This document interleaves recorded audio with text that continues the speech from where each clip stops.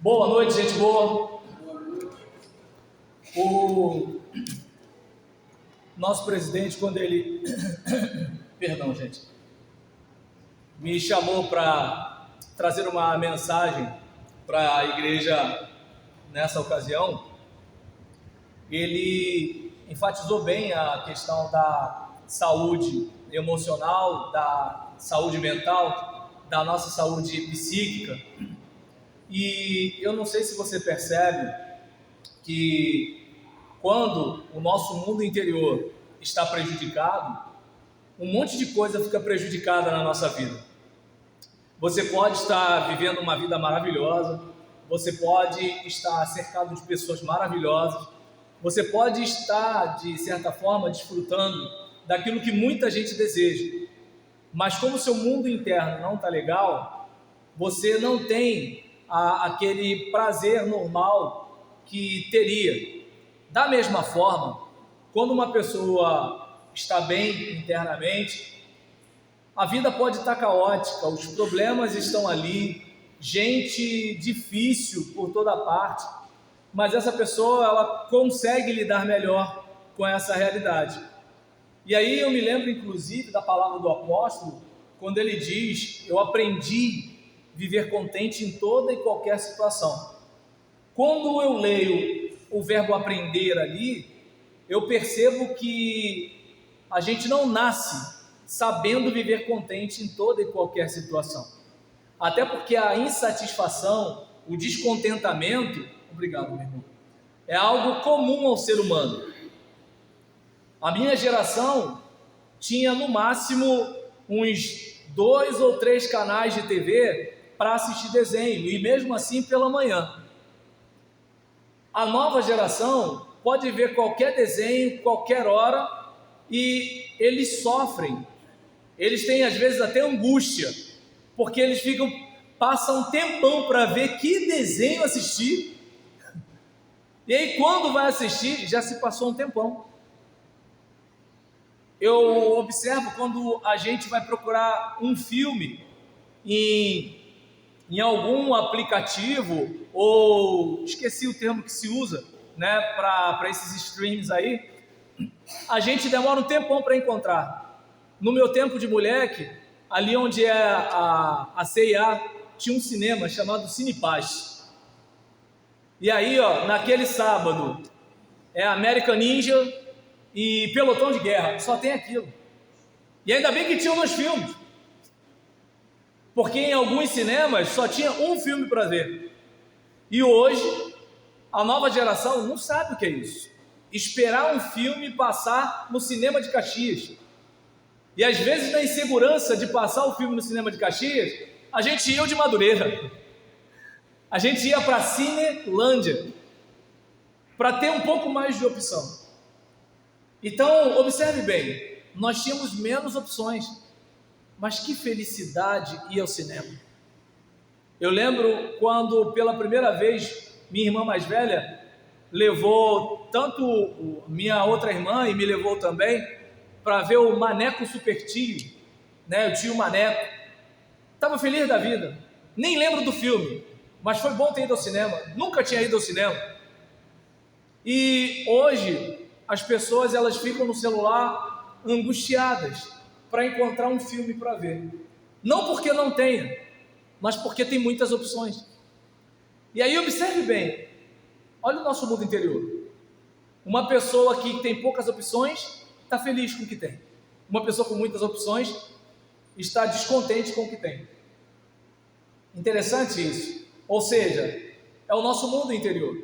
E aí eu vou falar com os irmãos em Mateus capítulo 11, mas fazendo um passeio com alguns versículos, o papo é sobre Mateus 11, mas eu gostaria que um irmão abrisse sua Bíblia em Provérbios 4, versículo 23. Provérbios 4, versículo 23. Aquele que achar, coloque-se de pé e leia bem forte, por favor. Provérbios 4, versículo 23. Sobretudo se deve guardar, guarda o coração, porque dele procedem as fontes da vida. Observe bem, a proposta é: Guarde o seu mundo interior antes de qualquer outra coisa, porque é ali que as pessoas ferem o seu orgulho, é ali que as pessoas estimulam sua vaidade, é ali que a gente se compara às outras pessoas, é ali que a gente tem que provar para todo mundo que a gente não é o que dizem que a gente é. É justamente nesse mundo interior que a gente é brutalmente atacado. E nesse caso, seria importante que você pensasse: até que ponto você tem cuidado desse mundo? É claro, nós queremos colocar uma boa roupa, nós queremos ter um bom carro, queremos ter uma casa bonita, queremos algumas coisas que a maioria das pessoas querem, mas por que queremos? O que está em nós que causa esse sentimento de ausência? O que está em nós que faz a gente buscar algumas coisas? Por que a crítica de uma determinada pessoa é tão importante para mim? Por que o desprezo de uma determinada pessoa me incomoda tanto? Eu lembro que eu tive uma experiência muito negativa com um determinado irmão, mas muito mesmo. Hoje eu sou muito grato a Deus pelo mal que ele me fez, porque dificilmente alguém me faz mal como ele me fez. E sou grato mesmo, diante de Deus, porque ele me deu calos que eu não teria, se não fosse a malignidade dele. E eu lembro que um irmão chegou para mim e falou assim: rapaz, você precisa ver esse seu jeito de ser, porque Deus não, o diabo sempre vai colocar alguém como fulano na sua vida e no seu ministério, porque ele sabe que ali está o teu ponto fraco. E quando ele falou aquilo, eu guardei, porque o problema não estava na maldade do outro, o problema estava na minha sensibilidade. Maldade ele cometeria com qualquer pessoa, se é que não está cometendo ainda, e se é que não cometeu antes de cometer contra mim. Mas a minha sensibilidade é que de repente me fez sofrer mais do que outras pessoas. Então eu preciso me tratar por dentro, você precisa se tratar por dentro. Quer ver quem percebe muito a nossa fragilidade? A criança. Eu não sei explicar, mas quem aqui já foi dar aula para a criança percebeu, se ela perceber que você não tem nada preparado, ela fala: a pauta é minha agora. Eu não sei como, mas ela descobre. Eu não sei se ela olha no fundo do seu olho e você aqui com o olho você mostra para ela: estou despreparado. Eu não sei como ela percebe, mas quando ela percebe, o tio não se preparou, um olha para o outro, quem sabe é nós. O adulto, pelo menos, ele finge que não percebeu o despreparo, e ele fica lá na dele, cara de conteúdo. Em casa de repente ele até comenta, mas ele está lá, a criança não. E aí, quantas vezes a pessoa ela não se dá conta de que ela emite sinais. Quem aqui já foi de ridicularizado vai entender o que eu estou dizendo. Quando que a encarnação mais pega? É quando você sente.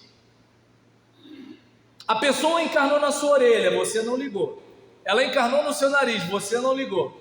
Mas ela encarnou no seu sexto dedo. Pronto, ali está a tua ferida, é ali que ela vai bater. Ou de repente, você quer ser a melhor pessoa do mundo, e aí alguém vai e fala assim: você é falso. E aquilo dói, porque você não quer ser falso, e faz de tudo para não ser falso. E às vezes a pessoa ela nem acha você falso, mas ela de alguma forma ela quer incomodar você. Só que ela só consegue incomodar você porque você está sensível àquele incômodo. E aí, quando nós guardamos o nosso coração, nós temos uma blindagem. Eu tento conversar às vezes com o Roberlan sobre isso. Ele ainda não domina a questão de regra. Então, quando ele vai brincar com as outras crianças, muitas crianças não querem brincar com ele. Porque ele pega a bola e ele sai chutando igual doido. Não, mas peraí, isso aqui é pro gol, não sei o que lá e tal. É complicado. Então, é muito comum às vezes as crianças não quererem brincar com ele. Aí eu lembro que um dia eu fui a um casamento. Chegou no momento, né, da confraternização, o pessoal lá, aquele jantar, aquela coisa toda. Aí tinha umas crianças brincando de pique. Ele quis brincar de pique com as crianças não quiseram brincar com ele. Aí eu, de sapato e paletó, comecei a brincar de pega-pega com um garoto de 6 anos. E aí eu vi que as outras crianças começaram a olhar para ele diferente. Começaram a olhar para mim diferente. E o meu filho ficou feliz, porque eu estava numa situação meio que ridícula, brincando com ele de pega-pega numa festa de casamento. Sendo que era uma festa em que assim, todo mundo sabia que eu era um pastor convidado para estar lá. E casamento já viu como é que é, né? Todo mundo é pobre, mas faz aquela pose de rico, né? E aí nesse caso, eu estava ali. Por quê? Porque não iria me ofender se alguém pensasse qualquer coisa ao meu respeito. Se alguém fosse pensar, eu não iria brincar. Pelo contrário, eu ia brigar com meu filho para ele não chorar. Deu para entender a situação? Por causa dele? Não, por minha causa. Percebe? Uma coisa é eu pegar firme com meu filho preocupado com ele.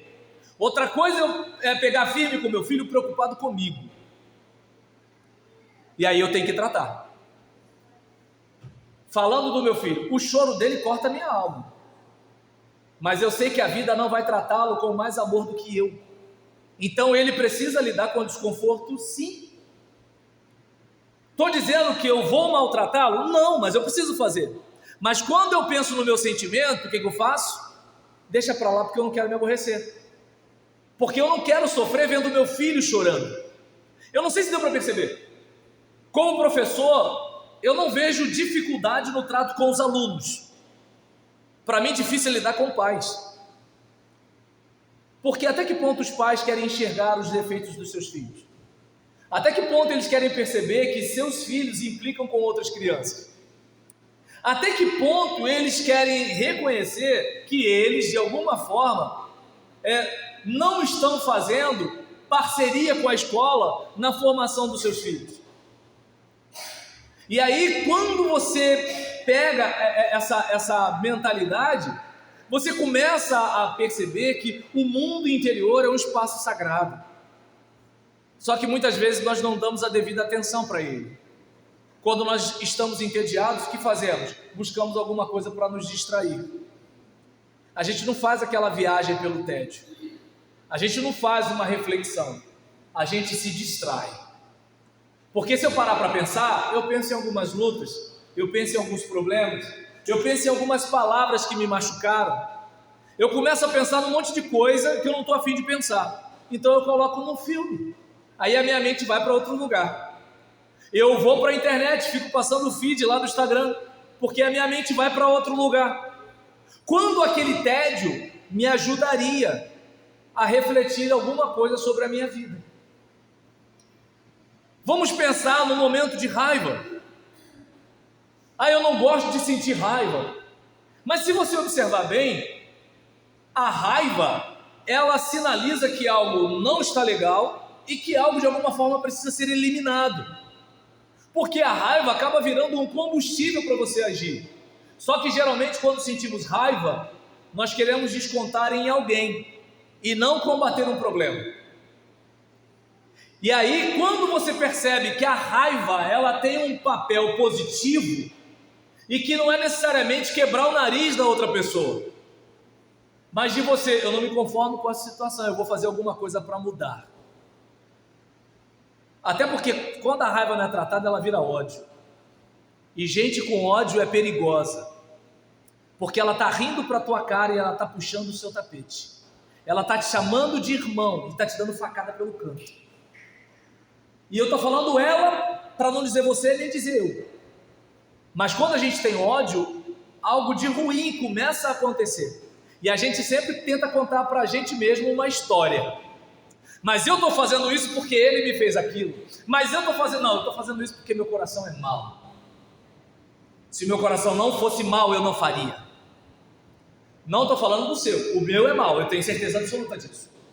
Por isso que ele tem que ser carregado ali, nas mãos do Senhor. Meu coração é mau. Eu lembro que uma vez uma irmã chegou para mim e disse: Pastor Roberlan, você é tão humilde. Eu falei: não, irmão, eu não sou humilde, eu não sou burro. Porque pelo que eu leio da Bíblia e pelo que eu vejo na história, o começo da queda é a arrogância. O indivíduo começa a achar que é o que não é. E aí ele começa a fazer coisas como se ele tivesse um preparo que não tem. e aí daqui a pouco ele se lasca todo. Nós vemos isso na luta, vemos isso no futebol, nós vemos isso no mercado de trabalho, nós vemos isso no dia a dia, na família. Então observe bem a importância de você guardar seu mundo interior, de você não se deixar enganar por orgulho, por presunção, por arrogância, de você não se deixar abater por provocações, de você, ao sentir uma raiva, de você pensar, o que eu faço para eliminar esse sentimento? Lá no trabalho eu costumo falar com os colegas, eu tenho que explicar, né? Tem um lugar onde eu trabalho, né, pela tarde, um lugar onde eu trabalho pela manhã. Pela manhã eu dou aula de língua portuguesa e à tarde eu sou faxineiro no vestiário do aeroporto. E o que acontece? Estou conversando com os colegas, eu sou o cara que menos ganha ali e o que mais ri. Olha que coisa interessante.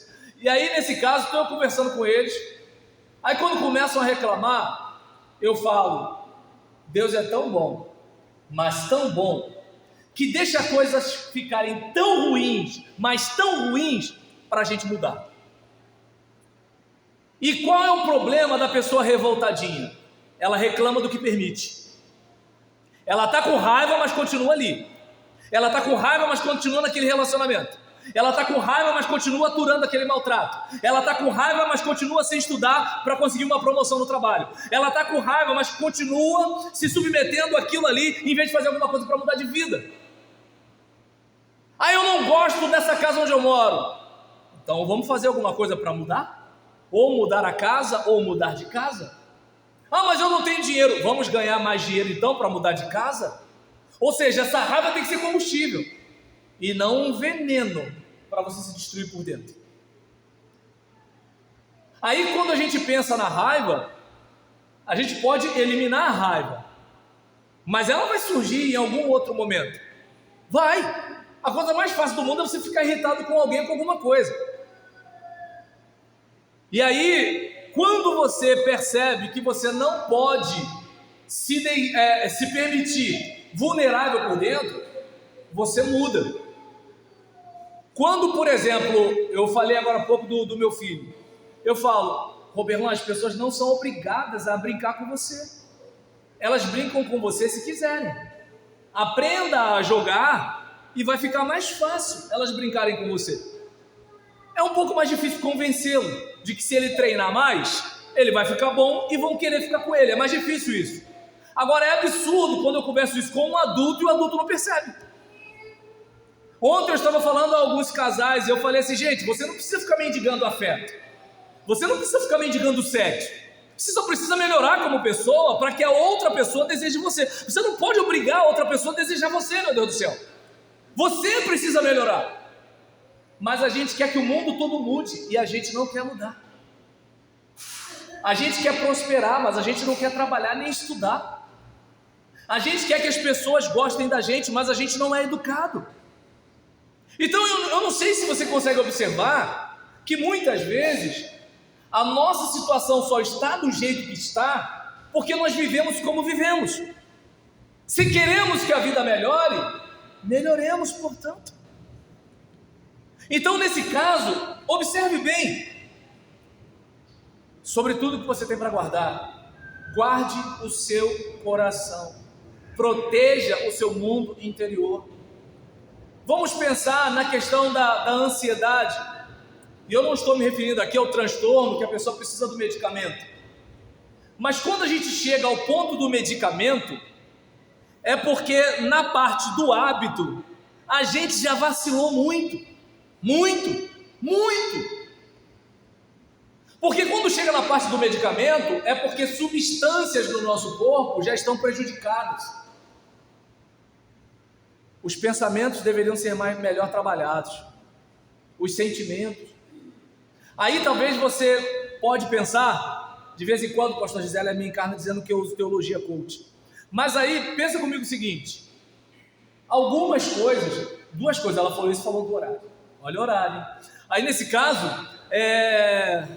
desculpa, para quem não sabe, eu tenho um Espírito Santo particular, tá? Sou melhor que todos vocês. Meu Espírito Santo particular daqui a pouco vai aparecer ali, né? Mas aí nesse caso, mas Deus é bom e dividiu a atenção dela com o outro. E né, nesse voltando para cá, né, e o outro chama bem mais atenção que eu.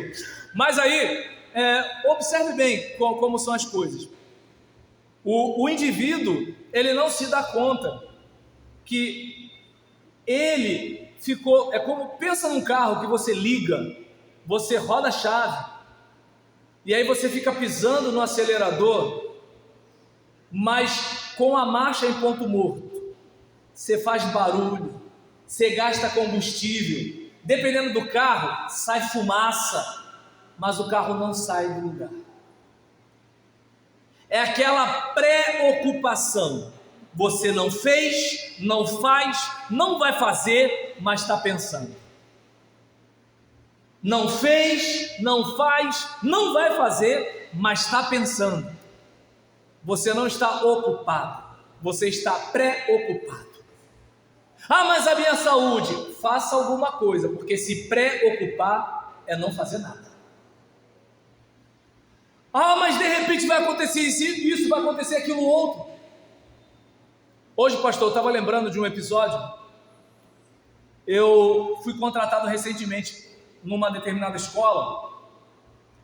E aí, enquanto eu passava pelo pátio, aquele monte de adolescente gritando o meu nome. Eu me senti o Justin Bieber naquele dia. E aí, para quem não sabe quem é Justin Bieber, eu me senti o Agnaldo Timóteo. Então, nesse caso, olha só quem riu entendeu. Então, enquanto eu passava e via aqueles meninos me aplaudindo, eu lembrei de alguns meses atrás, quando eu ligava para o pastor, não contei para a Gisélia para não deixá-la preocupada. Desculpa, tá? Porque eu pensei, essa deve ser a última semana no meu trabalho. E aí, como é que vai ser? Eu não tenho mamãe nem papai para correr. Eu não tenho casa própria de tio. Como é que vai ser? Eu tenho uma criança. Como é que a gente vai fazer? O mesmo Roberlan que um dia está sendo celebrado numa escola, num outro dia, estava com dificuldade para dormir, porque não sabia como ia sustentar a sua família. Aí eu fico pensando, Deus que conhece presente, passado e futuro, olhando assim, tantos anos comigo ele ainda não aprendeu. Ele não faz ideia de que essa angústia dele é à toa, porque lá na frente eu tenho aquilo preparado para ele. Mas se eu contar para ele, aí já não é mais fé. E ele precisa fortalecer a musculatura da fé. Eu sei, Batista, que fé não tem músculo. Eu sei, é modo de falar, você entendeu? Então, nesse caso, observe bem que a ansiedade, ela tem a ver com essa preocupação. Você não pode fazer nada para mudar, mas fica enchendo a mente. E aí, pensa comigo. Se um pitbull aparecesse aqui e você ficasse estressado, seria a coisa mais normal do mundo. Por quê? Teve gente que olhou para trás. Aí o que acontece?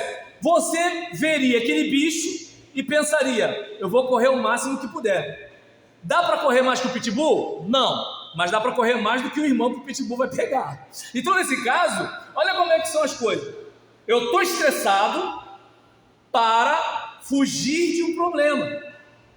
Quando alguém prender o pitbull, ou alguém tiver coragem de estrangular o pitbull, ou alguém fizer alguma coisa e o pitbull for neutralizado, o estresse vai baixar e ufa. E é claro que está arriscado o dono do pitbull ser linchado, porque ele dizia que o pitbull dele era manso, não mordia ninguém. Então, mas vamos continuar aqui. E nesse caso, olha como é que são as coisas. O estresse ele foi pontual. Pensa no elástico esticado. Aquele elástico que a gente prende dinheiro. Hoje em dia ninguém nem mais anda com dinheiro, né? Mas há um tempo atrás, quem aqui não lembra daqueles coroas que não usavam carteira? Coroa é uma gíria que a gente usava antigamente para falar do velho, né? Quem não lembra aqui daquele tiozão que tinha aquele monte de nota junta assim e botava no bolso? Tio, me dá um dinheiro para comprar bala. Aí ele tirava aquele pacote assim de dinheiro, folheava assim, né? Toma isso aí. Então o que acontece? O elástico, não sei se você lembra, quem aqui pegou a época de cobrador em ônibus, né? Hoje não tem mais isso. Era aquele elástico que o cara usava para prender as coisas. Você estica aquilo, daqui a pouco você solta e volta para o lugar. O estresse era para ser assim. O pitbull apareceu, você esticou, voltou. Agora, quando o estresse é da seguinte forma: eu tenho que pagar o aluguel, mas o meu salário já está no saldo negativo. Como é que eu vou passar pelo dono da casa? Acabou o gás. Como é que eu vou pedir gás fiado de novo se eu não paguei o gás do mês anterior para o fulano? Meu filho está namorando aquela menina lá. O que vai acontecer com meu filho, meu Deus? Papai quer casar de novo. Ah, meu Deus, e agora? Quem é aquela dali? Ou seja, aí vai. Aí fica. Aí a cabeça, nisso o indivíduo, ele está preocupado e entra no estresse. Esticou o elástico. Só que não tem ninguém para prender aquele pitbull. Ele vai dormir assim. Aí ele acorda de madrugada, vai beber água, mas ele lembra do problema. Papai quer casar de novo. Meu filho está namorando aquela outra lá. Eu estou devendo gás. E o aluguel? Fulano está pegando no meu pé no trabalho. Será que você manda ele embora? Logo agora que eu quero a promoção. O que eu faço? Ou seja, teve o ano inteiro para estudar. Eu posso ser reprovado. Mas eu preciso ser aprovado. Porque já está tudo certo para eu conseguir determinada vaga se eu tiver esse diploma aqui. Aí a cabeça fica, o elástico estica, ninguém prende um pitbull e você passa dias, meses, talvez anos com aquele elástico esticado. E quem já viu o elástico esticado sabe que ele vai começando a romper as fibras. Daqui a pouco você está arrebentado. Um bom crente ama a Deus, lê a Bíblia, trabalha no ministério da igreja, mas não protegeu o seu mundo interior. Por que eu estou falando isso? Porque a Bíblia fala para nós amarmos o próximo como a nós mesmos. E muitas vezes nós não nos amamos.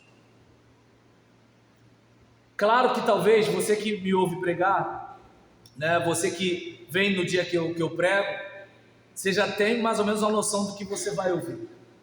Uma delas é beba mais água.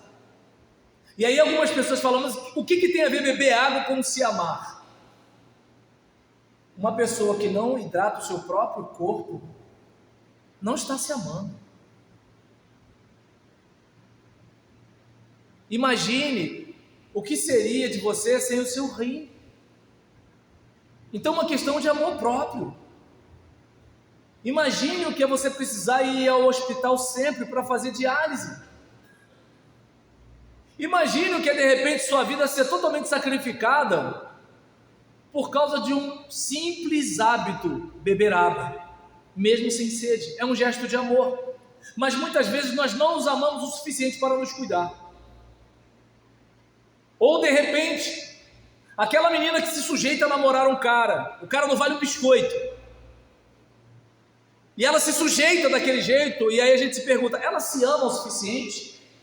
Ah, mas eu não quero ficar sozinha. Mas está namorando um cachorro, vale a pena? Mas a pessoa não se ama o suficiente, então ela acha que ela merece qualquer coisa. E é nessa hora que o pai de menina chora, né? Porque assim, cuidei, botei nas melhores escolas que pude, fiz um monte de coisa para ela se submeter a isso. Quando os pais falam, não usa essa roupa, ela usa só de desaforo. O namorado fala, não usa essa roupa, e ela não usa. O Roberlando de 20, 30 anos atrás diria, merece uma coça, mas hoje não pode mais, né? Então, observe bem. Diante dessa realidade, as pessoas elas não se detêm, que elas precisam se amar. E se amar significa você se proteger desses sentimentos, desses pensamentos.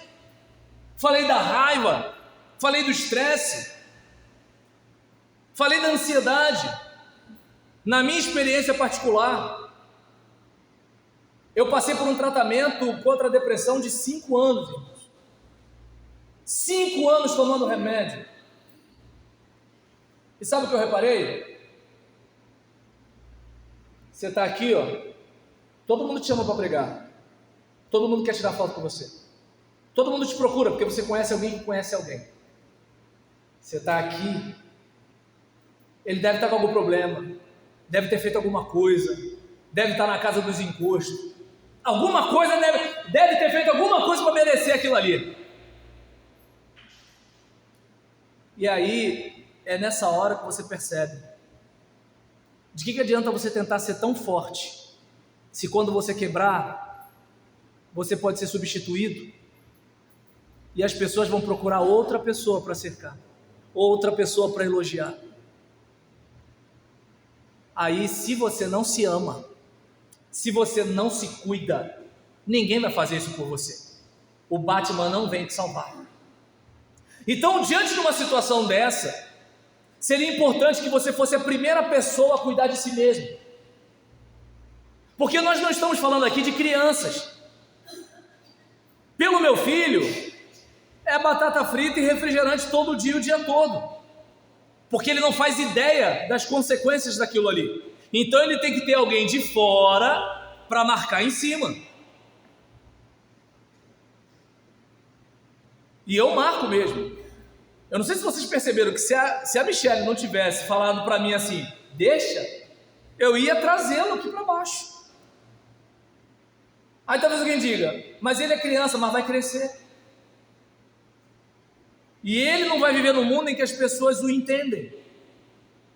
Eu gostaria muito que vivesse nesse mundo, mas as pessoas nem se entendem.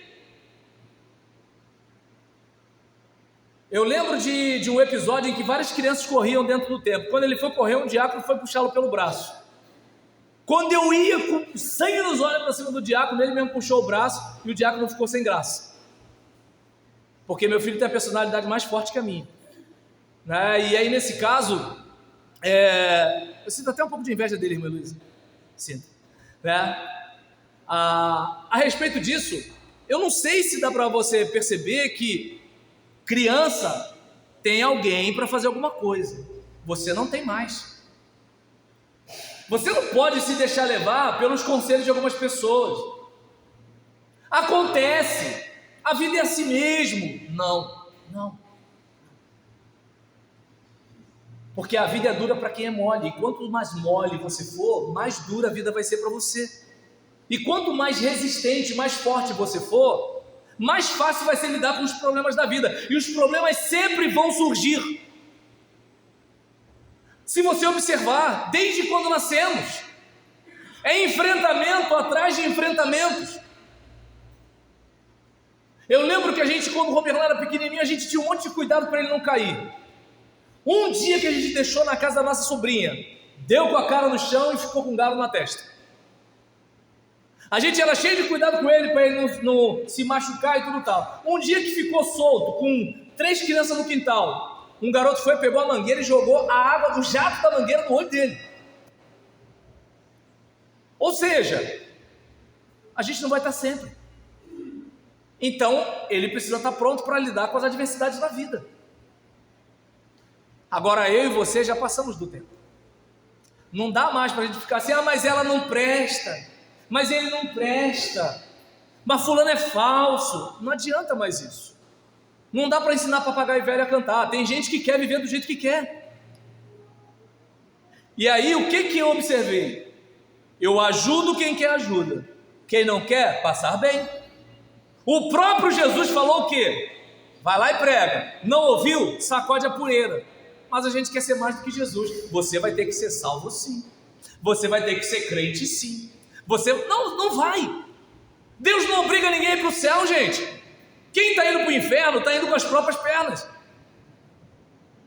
Quando, por exemplo, você não está afim de ir para o culto, tem um anjo na porta da sua casa falando assim, você vai agora.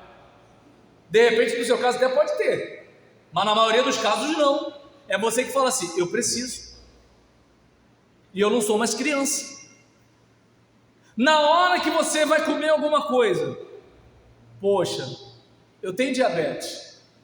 Então, como eu tenho diabetes, eu sou diferente de quem não tem. Ah, mas se eu venci o diabo, eu venço a mulher dele também.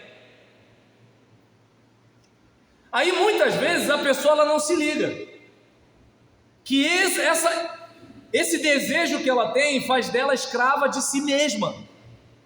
E uma hora a fatura vai chegar. Então muitas vezes as pessoas elas não se amam, elas não se protegem o suficiente. E aí, eu estou pensando no pessoal que está assim, mas e Mateus 11? Calma, é lá que eu vou falar. Mas calma, eu vou falar, olha o horário, o Espírito Santo já falou comigo lá em casa. Então, em relação a isso, porque eu não tenho muita facilidade com o tema, eu gosto de ficar dentro de um texto, mas não tem como não falar de mais de um texto aqui. E aí, nesse caso, muitas vezes a pessoa, ela não percebe que ela, por querer ser forte demais, ela acabou se prejudicando. E aconteceu isso comigo. Eu sempre quis ser o melhor pastor do mundo. E quando alguém vinha e tacava um defeito na minha cara, eu tentava mostrar para aquela pessoa que eu não era aquilo. E qual o problema? A cada virtude que eu mostrava, a pessoa catava um outro defeito. Ou seja, quem tem olhos ruins vai enxergar tudo ruim. Já viu aquela pessoa que fala assim, fulano não arruma namorada, aí o fulano arruma namorada, ah, mas essa namorada é muito feia, aí de repente a namorada vai, o cara consegue investir, né, para dar um jeito lá na lata da menina, ah, mas também ela tá bonita porque ele gastou dinheiro. Ou seja, a pessoa quer bater mesmo, nada tá bom. E aí às vezes você querendo ser forte demais, você acaba desidratando, acaba enfraquecendo, o brilho dos olhos vai apagando. Por causa dos outros? Não. Maldade sempre existiu. Gente ruim sempre existiu. Gente implicante sempre existiu. E nem todo mundo quebrou. Porque tem gente que aprendeu a lidar com gente assim. E tem gente que não aprendeu. E aí, nessa situação, eu comecei a perceber, não, peraí, quais são as palavras que vêm à minha mente? Porque as palavras geram pensamentos. Se eu falar batata doce, vem à sua mente batata doce, mesmo que você não queira. Palavras geram pensamentos. E pensamentos geram sentimentos. Quando você começa a pensar em alguma coisa, você começa a sentir alguma coisa. Quando a Michelle estava falando comigo aqui sobre música antiga, e aí eu estava falando, não, porque tem aquela música que se alguém cantar eu choro, porque eu começo a pensar nas lutas, eu começo a pensar nisso, naquilo outro, e aí os sentimentos vêm. Ou quando você lembra daquele colega engraçado da escola, você começa a se sentir bem, você começa a rir. E aí, quando você começa a perceber que você tem mais poder do que imagina, você verifica a importância do escudo da fé contra os dardos inflamados do maligno. Porque às vezes nós espiritualizamos tanto a coisa, que nós esquecemos que a nossa espiritualidade tem a ver também com o nosso psiquismo, com o nosso mundo interior. Porque se a fé é a certeza das coisas que se esperam, significa que eu penso. Quando eu passei 2 anos entrando em Vila Pauline para dirigir culto, fazer um monte de coisa lá. Eu tinha carro na época, eu, Gisélia, Roberlan no banco de trás, meu filho com 3 anos. A cada culto, um garoto diferente com uma escopeta mirando para a gente. E aí eu pensava assim, se esse cara erra, escapole alguma coisa, ele explode a cabeça do meu filho. Eu nem pensei dele explodir a minha, eu pensei na do meu filho. E aí, quando eu voltava, quando não tinha, eu fiquei sem carro, não tinha mais ônibus, aí eu saía daqui de casa e ia para lá, 10 quilômetros para ir, 10 quilômetros para voltar. E eu passava no espaço de uma facção criminosa para passar por outro, se o cara cismasse que eu fosse de alguma outra coisa. E aí, diante daquele caso, eu brincava com os meus alunos no seminário. Gente, eu não vejo a hora de eu entrar na Vila Pauline com um Camaro amarelo, com um relógio de ouro no braço, com o braço para fora. E todo mundo ria. Teve até uma irmã na semana de oração que pediu para Deus me dar um Camaro amarelo. Aí talvez alguém pense, mas que loucura é essa? Pensar nisso para mim era melhor do que pensar no meu filho ter a cabeça explodida. É tudo pensamento, é tudo imaginação, é tudo algo que pode não acontecer, ou que possa acontecer. Olha o que é. Você pode pensar assim, não tem jeito para mim, e pode pensar, tem jeito. Você pode pensar, não tem cura para isso aqui, e pode pensar, tem cura. Até porque muita coisa que tem cura hoje não teve no passado. Cadê a certeza? Eu não sei se foi Billy Graham que disse isso, mas por que tanta gente vem à frente quando você faz apelo? Porque eu creio que elas virão. Aí quantas vezes a pessoa prega e pensa assim, ninguém vai vir à frente. Olha, o que é o pensamento? Fé e pensamento caminham junto, gente. A diferença é que a fé é um pensamento meio absurdo, mas é pensamento. E o pensamento gera um sentimento. Você se sente melhor quando pensa coisas boas e se sente mal quando pensa coisas ruins. E o sentimento estimula o seu jeito de agir. Cheguei para a diretora da minha escola e falei, eu não estou preocupado com o salário, Luciano. Eu estou preocupado com o meu currículo. A escola está me dando a chance de fazer história. E se eu for perito na minha área, vai ter escola querendo pagar mais para me chamar, em vez de eu ficar na escola reclamando de salário baixo. Vai ficar de pensamento positivo? É melhor do que pensar negativo. Eu estou condenado a viver assim. Não. Irmã Heloísa tem sido uma parceira de oração minha, porque eu quero dar uma bateria para o meu filho. E a primeira coisa que aconteceu quando eu tive 2 empregos foi o quê? Vou separar um trocado todo mês para ver isso daí. E aí um domingo o pastor veio chamar a gente aqui para orar. O sem vergonha foi na bateria. Eu falei, vem cá, papai, mas eu sou baterista. Eu falei, filho, papai vai te dar uma bateria. Eu não devia ter falado isso. Ele olhou para mim, vai me dar uma bateria?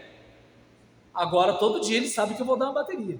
Mas eu falei, primeiro a gente vai juntar dinheiro para comprar a bateria. Agora observa bem. Essa bateria está sendo gerada há muito tempo. Agora, quando você gera coisa ruim, quando você pensa coisa ruim, quando você sente coisa ruim, você pode estar na igreja, você pode ir até para o céu, mas vai mais cedo. Não tem amor na igreja.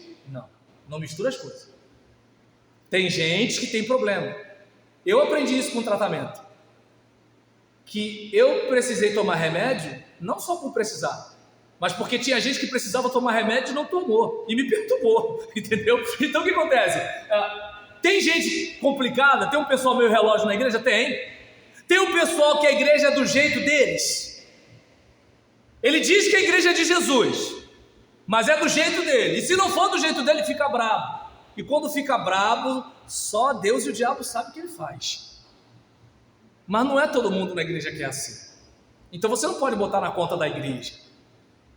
Mas se você bota, esse pensamento gera sentimento. E aí você começa a olhar a igreja negativamente. E a igreja não é aquela pessoa. A igreja não é aquela meia dúzia. A igreja tem você. Ou você também se acha a parte ruim. Então, a gente falou aqui, né, sobre esse cuidado. Quem pode ler por gentileza Jó, capítulo 3, versículo 25? Já está chegando a hora de... Jó capítulo 3, versículo 25. Bem forte. Jó 3, 25, bem forte. Está antes de Salmo, gente. Porque o que eu temia me veio, e o que receava me aconteceu. Aí, observe bem, gente. Jó, alguém pode dizer que aquele cara não era crente? Não, ele era crente.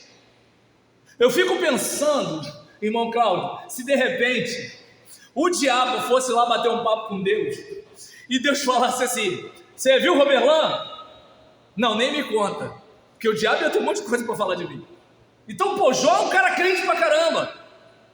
Mas nesse versículo, o que eu observo? Que toda a devoção dele de alguma forma escondia um medo da vida dar errado. Eu vou fazer o dever de casa para tudo dar certo. Eu vou dar o dízimo para o devorador não me pegar. Eu vou orar para o diabo não me prejudicar. Eu vou para o culto para minha vida ir para frente. Eu vou ler a Bíblia para eu ficar muito forte.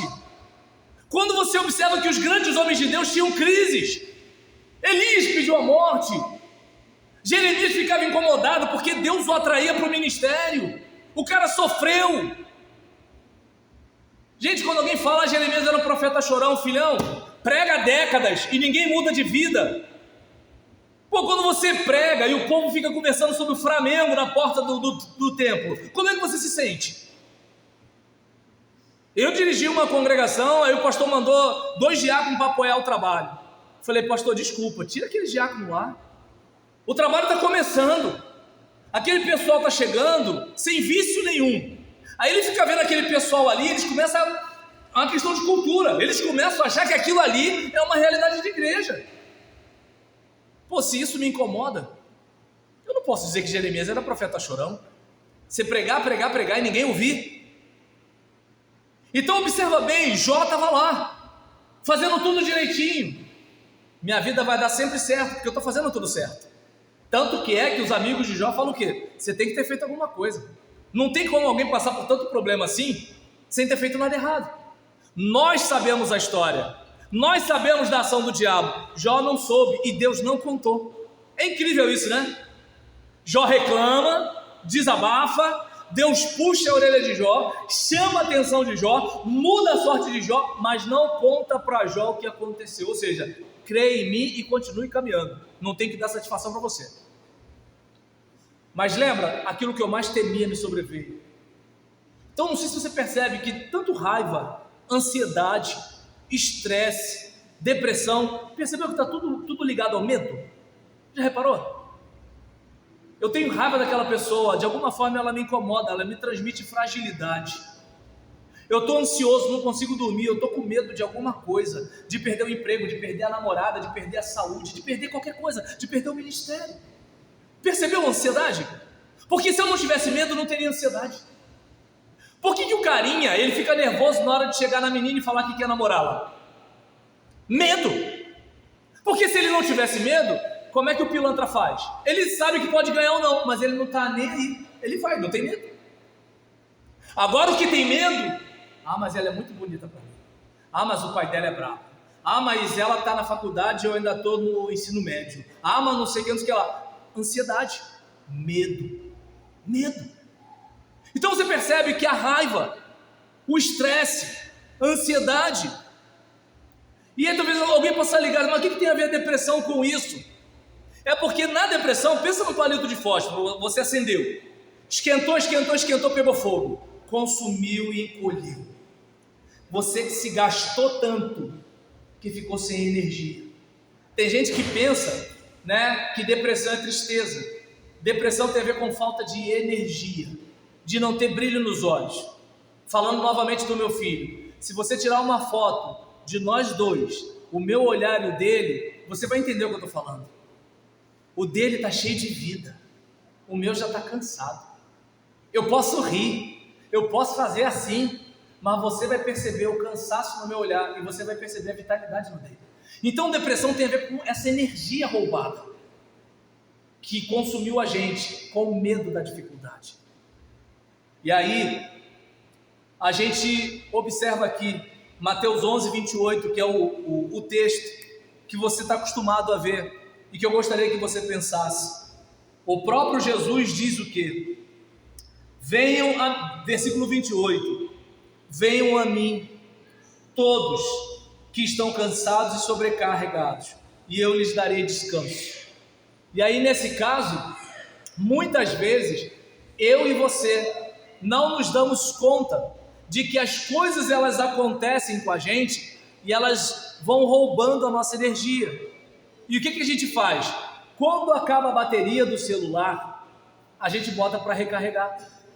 Quando acaba o combustível do carro, a gente bota para abastecer. E o que a gente faz com o nosso mundo interior? Quer chorar? Chora diante do Senhor. Quer abrir o coração? Abra diante do Senhor.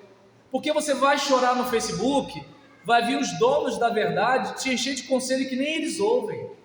Vai ter gente apontando falhas para o seu casamento, para a criação dos seus filhos, para o seu ministério. Se você for lá na casa dessa gente, você vai perceber que essa gente tem a vida tão complicada ou mais do que a sua. Mas aí eu lembro daquele antigo corinho: conta para Jesus onde é a sua dor, Ele é o remédio, confia no Senhor.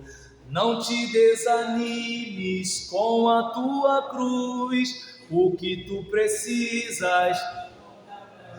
Esse é o segredo. Então ele está dizendo: vem para mim. Ah, mas pastor, você está falando com um monte de crente. Tá, eu sou crente, mas não é sempre que eu vou ao Senhor. Muitas vezes eu tento resolver do meu jeito. Ah, eu vou orar, não vou orar, vai dar na mesma. Se não acontece contigo, parabéns para você, comigo acontece. Ah, eu vou orar, se Deus não quiser não vai acontecer mesmo. Porque Deus diz não, né, gente?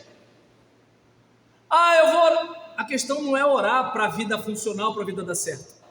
A questão é orar de modo que Deus e você estejam tão alinhados que, como diz o salmista, o Senhor é aquele que me pastoreia, de nada eu vou ter falta. Ou seja, tudo aquilo que eu tiver de carência, Ele supre porque Ele está comigo.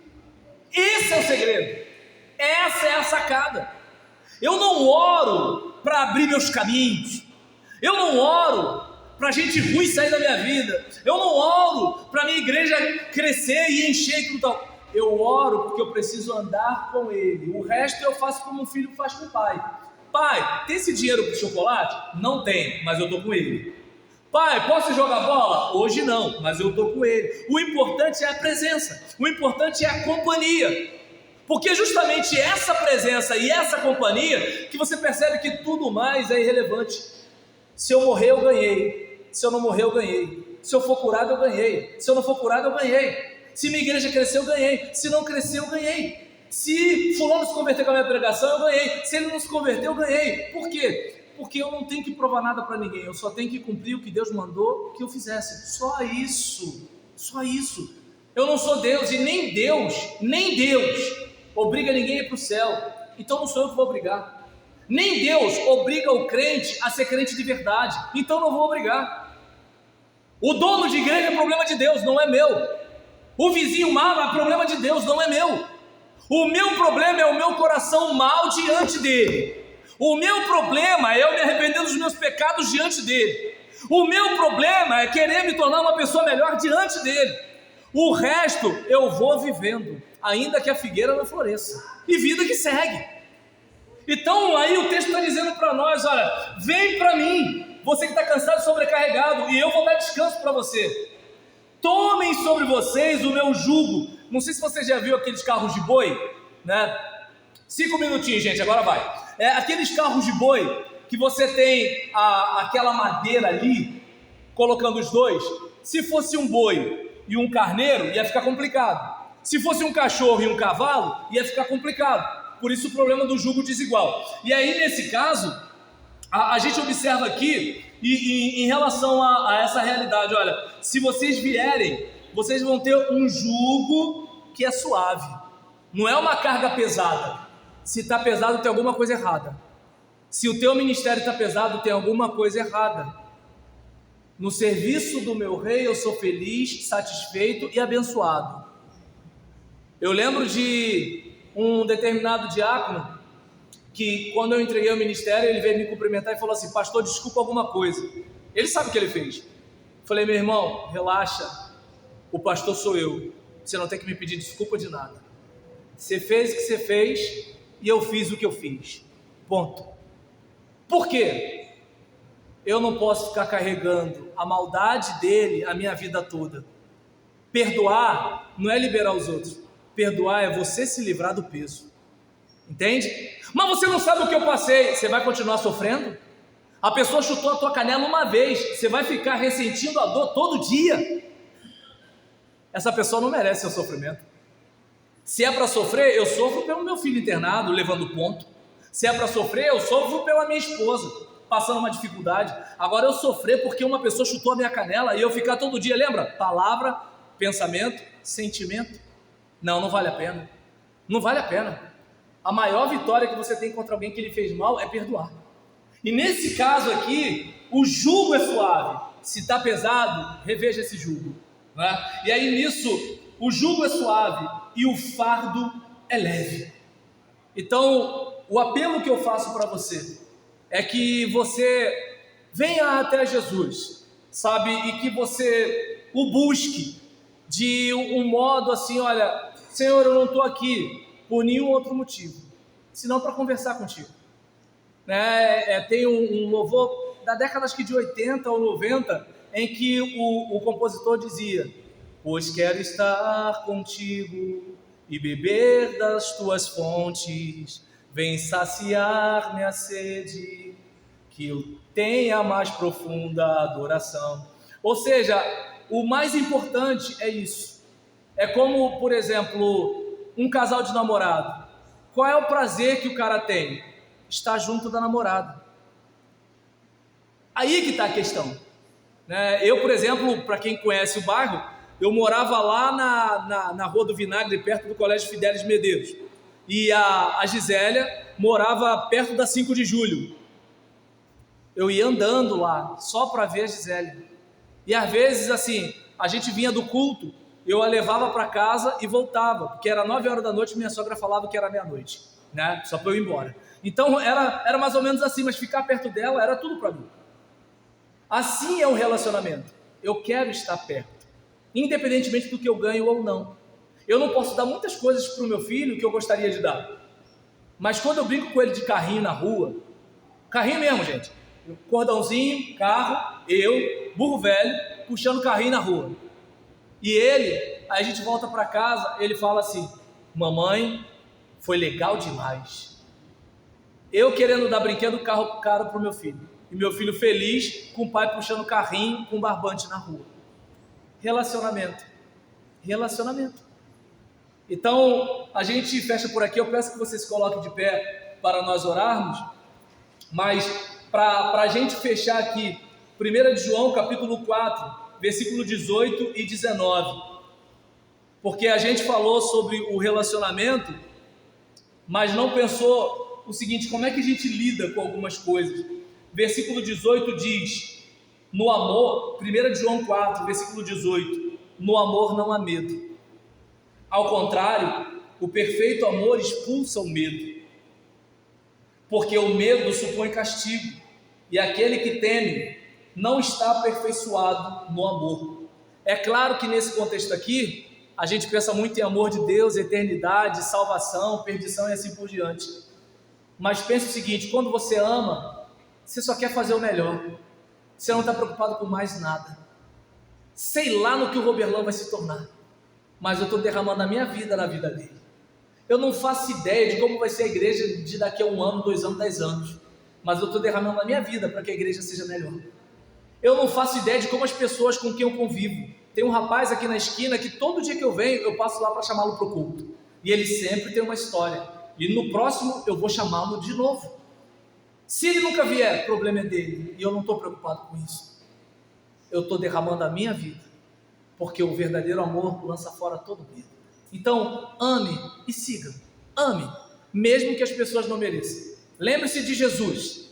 Ele estava cercado de gente que não tinha nada a ver. E diz o texto: amou-os até o fim. Ame seu filho. Se ele vai valorizar, o problema é dele. Ame seu vizinho. Se vai valorizar, o problema é dele. Ame os irmãos da igreja. Se vão valorizar, o problema é deles. E você não perde nada, porque você não fez nada para eles. Você fez para Deus. E Deus não fica devendo nada a ninguém. Querido Deus, muito obrigado por essa noite. Ajuda-nos, ó Deus, a irmos até o Senhor. Ajuda-nos, Senhor, a dominarmos a ansiedade, a eliminarmos a raiva, a evitarmos o estresse, a combatermos a depressão. Ajuda-nos, ó Deus, a nos aperfeiçoarmos no amor e a lançarmos fora todo o medo. Ajuda-nos, ó Deus, a estar sempre aos teus pés, ouvindo a tua voz, bebendo da tua fonte, de modo, Senhor, que por mais que o jugo aparentemente seja pesado, mas para nós vai ser suave, porque os nossos ombros em ti podem ser mais fortes. Ajuda-nos, ó Deus, a carregar o fardo, não porque ele seja leve em si, mas porque no Senhor nós renovamos as nossas forças, porque o Senhor é aquele que dá força ao cansado, e nós corremos e não nos cansamos. Ah, Deus, leva o teu filho e a tua filha nesta certeza de que pode contar contigo, e livra-nos, ó Deus, daquele medo que muitas vezes aprisiona, que faz a gente ofertar com medo, que faz a gente trabalhar na igreja com medo, que faz a gente fazer as coisas em casa com medo, que faz a gente educar os filhos com medo. Não nos deixe, Pai, sermos escravizados pelo medo, mas aperfeiçoa-nos no amor. Não permita, Deus, não permita que homens e mulheres de Deus deixem desprotegidos o seu mundo interior, mas que nós guardemos, antes de tudo, o nosso coração. E assim eu oro para a tua glória, na força do teu Espírito, e em nome de Jesus. Amém. Que Deus nos abençoe, meus irmãos.